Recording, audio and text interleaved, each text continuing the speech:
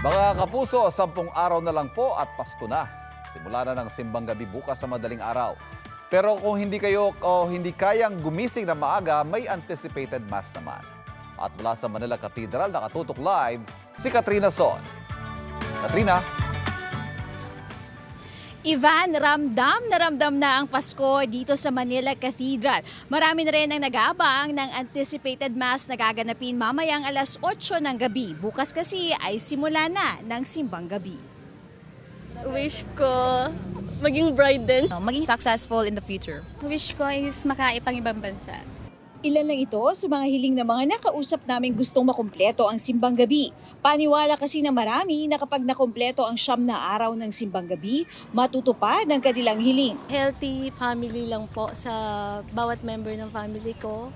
Sa father ko, sa mother ko, tapos sa amin po ng mga anak ko. Since nung mga bata pa kami, sinusubukan talaga namin na kumpleto siya. Para di maturo namin sa mga kids na importante din yung pagsisimba every Christmas holiday. Alas 8 ng gabi ang anticipated mass dito sa Manila Cathedral. Mas mainam na agahan ang pagbiyahe papunta rito dahil mabigat ang trapiko papunta rito tulad sa Espanya at Quiapo.